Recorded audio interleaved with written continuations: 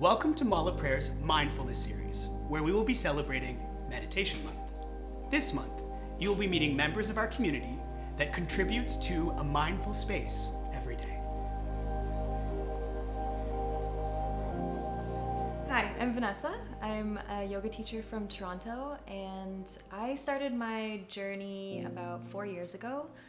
I was working as a graphic designer, a web developer, and feeling a little bit lost in my life, and that's kind of when yoga found me, and I'm so happy it did, and now I'm working full-time as a yoga teacher here. My friend started teaching downtown, and she invited me to take her class. And it was my first ever yoga class. I didn't really know what to expect. I just brought myself, my mat, and it was a wonderful class, totally different than I thought it could be. I kind of had this idea of what yoga would be in my mind, but I think yoga could basically be whatever you want it to be once you get there. And it wasn't a fast practice, it was the right pace for me, and I kind of just fell in love right away. So I started volunteering at my local yoga studio, and in return I would get to practice as much as I wanted at the studio. I love that. And that's really where I fell in love with yoga and just the progress I was making in life. Physically, I also felt like my anxiety, my stress levels were much lower. So it was a really good start at that studio. And I feel like that's when I really started to grow and incorporate yoga into my life, whether it was more asana practice or meditation. So I started looking around for teacher training and became a yoga teacher soon after that. Mindfulness to me means kind of letting go of any thoughts of the future, the past, and just kind of relating it all to the present moment. Just being able to take the time to think about your current situation. And so when you kind of relate it back to the present moment, you're able to be more in tune with how you can let go of things a little bit faster. Also kind of asking yourself, is this something that's gonna matter to me or affect me in a year or so? And if it's not, then maybe it's something that you're able to let go right now. Your mind does wander to those stresses, it's totally natural, but just kind of to bring it back to the present moment, and whether that's focusing on just the simple sound of your breath. So at first, it's probably hard for most people to just be able to let go in class. You know, you're thinking about how your body feels and why you took the class, why you would do this to yourself, but at the same time, I think as you keep coming back to those classes, you slowly understand what the teacher's saying to you and how it actually does relate to the pose and how it does relate to alignment and your breath and mindfulness, of course. Even things like Shavasana, just being mindful in Shavasana. At first, it's really hard. I even found Shavasana to be one of the hardest moments of a yoga class personally. When I first started, just keeping my eyes closed and being able to completely clear my mind for that special moment at the end of the class. And now it's my favorite. I think everyone has their own little thing that they like to do to unwind and kind of push stressful thoughts away. And for me, it's just taking a simple walk and not really having a destination. Thinking about what I'm going to do after the yoga class, even before the class has started, I definitely catch myself doing that. And the second I catch it, I always tell myself, just enjoy this moment right now, because that time is gonna come no matter what. So just enjoy the moment you signed up for right now. To listen to the teacher's voice or just the subtle sounds of my breath, again, kind of push those thoughts away just to bring it back to that current situation that I'm in. One of the biggest lessons I've learned is how important breath and meditation are before something that stresses you out. It really, really helps ground you, calm you, and prepares you for what's to come as well. I feel like breath and meditation really helped me have more patience in life. At first, maybe I was rushing around a little bit. Things like if I had an injury, I'd want to kind of get back into something really quickly and ignore the injury and just be like, no, I have to keep pushing and I have to keep going for it to get better and for me to get stronger. But now I know to take a step back, to breathe, to meditate, and allow anything to just kind of heal over time.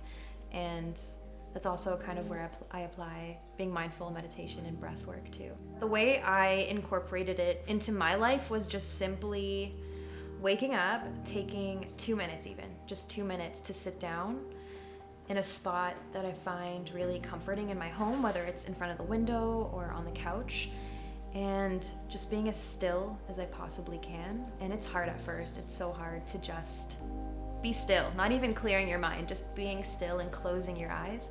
And so I feel like just taking 2 minutes to start with, and then kind of moving it into 5 minutes, and then slowly that 5 minutes actually feels a lot easier. Also, something else I found really helpful was looking up different forms of meditation. So a lot of the times we think we just need to sit still and quiet, close our eyes without any fidgeting or anything like that. But there are other forms of meditation. There's meditation where you can close your eyes and just let thoughts wander through your mind. And as you have your eyes closed, you're just writing down everything that popped up, whether it's images or words that are popping up in your mind, just for 5 minutes. And then reflecting back on what you wrote, even if it's a jumble of words or a mess, it's just actually really calming to let your mind do its thing and write down everything. And then the next time you do that, there's slowly less and less to write about.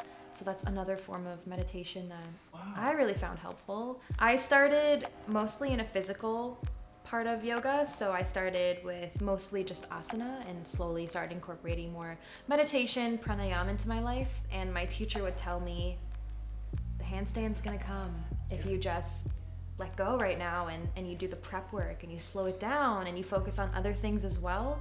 Slowly, before you know it, you'll have your handstand or your chaturanga or whatever it is you're working on, even if it's just being able to sit in dandasana and find more length in your spine than you were before. Anything it was.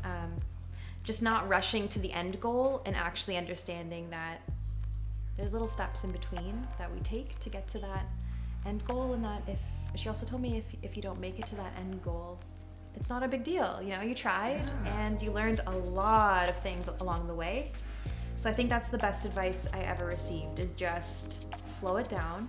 It'll come if you work for it, and focus on all the good stuff in between. When I feel like whatever I'm doing currently isn't really helping me ground and be mindful, I'll try something new, like take a sound bath, or I forgot what it was called, but it was an event where they incorporated yoga and dancing and Body art. Yeah. It's totally different. Absolutely. And it just takes you out of your comfort zone and teaches you about the other aspects of what everyone else is doing, and it really allows me to ground down and just kind of be more mindful about my own practice and how I want to approach things. And just learning new things is always really great for a yoga teacher and a student. Self-care for me is definitely a nice warm bath, meditation for at least 5 minutes, and then taking a walk with no destination, just walking around the city, exploring, taking in new sights, appreciating my environment where I am, and just having gratitude for